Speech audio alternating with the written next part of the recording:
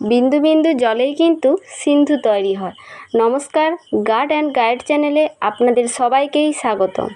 আপনারা যারা বিভিন্ন প্রতিযোগিতামূলক পরীক্ষার প্রস্তুতি নিচ্ছেন তাদের জন্য আজ থেকে আমরা শুরু করছি একটি বিশেষ ইংলিশ সিরিজ। একসাথে অনেক পড়াশোনার চাপ না নিয়ে আমরা যদি প্রতিদিন নিয়ম করে মাত্র 3টি ইডিয়ামস, 3টি ফ্রেজাল ভার্ব, 3টি ওয়ান ওয়ার্ড সাবস্টিটিউশন, 3টি সিনোনিম অ্যান্টোনিমস অ্যান্ড 1 থেকে 2টি গুরুত্বপূর্ণ গ্রামার রুলস এভাবে ছোট ছোট টুকরো করে শিখতে থাকি, তাহলে খুব সহজেই পুরো ইংলিশ সিলেবাস আমাদের আয়ত্তে চলে আসবে। মনে রাখবে, বিন্দু বিন্দু জলেই কিন্তু সিন্ধু তৈরি হয়। তাই প্রতিদিন এভাবে অল্প অল্প করে ইংরেজি শিখে নিজেদের প্রস্তুতিকে এক ধাপ এগিয়ে রাখতে আজই গার্ড অ্যান্ড গাইড পরিবারে যুক্ত হয়ে যান এবং আমাদের ফলো করে রাখুন। চলুন কথা না বাড়িয়ে শুরু করা যাক আজকের ডে 1-এর পড়া। আজকে প্রথমে যে আমরা ইডিয়ামটা পড়ব, প্রথম যে 3টে, অ্যাট দ্য 11 আওয়ার অর্থাৎ শেষ মুহূর্তে। এর example, he submitted the form at the 11 hour. সে ঠিক শেষ মুহূর্তেই তার ফর্মটা সাবমিট করেছিল। বার্ন দ্য মিডনাইট ওয়েল মানে রাত জেগে কঠোর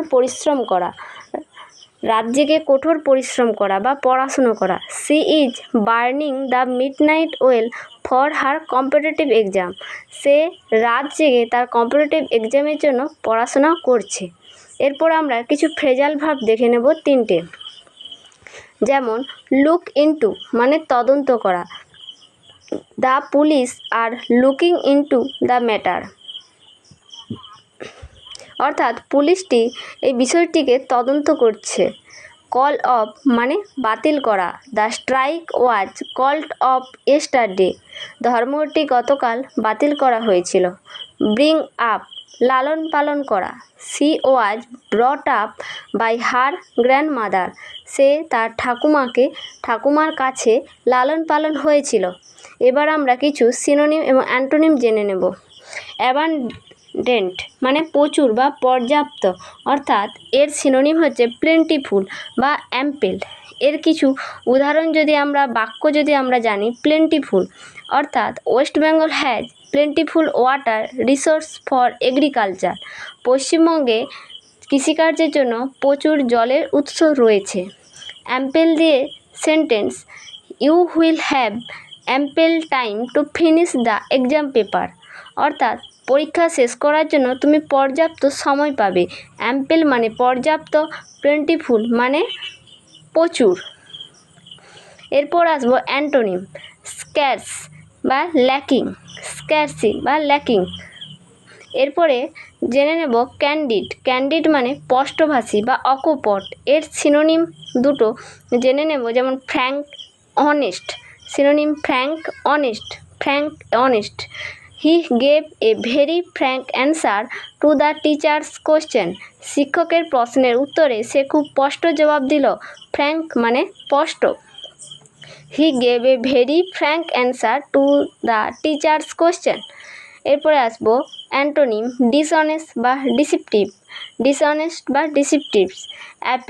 অ্যাপিয়ারেন্সেস ক্যান বি ডিসিপটিভ। বাহ্যিক রূপ ক্যান বি ডিসিপটিভ বিভ্রান্তিকর হতে পারে। সো ডু নট জাজ এনিওয়ান কুইকলি। তাই কাউকে খুব দ্রুত বিচার করো না। Appearance can be deceptive, so do not জাজ এনিওয়ান কুইকলি। এরপর আসবো ডিলিজেন্ট মানে পরিশ্রমী। এর সিনোনিম হার্ডওয়ার্কিং বা ইন্ডাস্ট্রি। অ্যান্টোনিম জানবো লেজি বা আইডিয়াল। লেজি মানে অলস, আইডিয়াল মানে অলস। এরপর কিছু আমরা জেনে নেব গ্রামারের রুল। কিছু শব্দ দেখতে প্লুরাল হলেও ব্যাকরণগতভাবে সেগুলি সিঙ্গুলার। এগুলির পর সিঙ্গুলার ভার্ব বসবে। যেমন উদাহরণ, news, mathematics, physics, politics, economics, measles, mumps, diabetes, billiards, darts. এগুলো দেখতে প্লুরাল হলেও এগুলো আসলে সিঙ্গুলার এবং এগুলোর পর সিঙ্গুলার ভার্ব বসে। আজকের ক্লাসে আমরা এই বিষয়গুলি শিখলাম। এগুলো খাতায় নোট করে প্রতিদিন রিভিশন দিন এবং ভিডিওটি ভালো লাগলে লাইক ও শেয়ার করুন এবং পরবর্তী দিনের ক্লাসের জন্য গার্ড অ্যান্ড গাইড চ্যানেলটি অবশ্যই সাবস্ক্রাইব করে রাখুন। দেখা হচ্ছে ডে 2 ক্লাসে। ধন্যবাদ।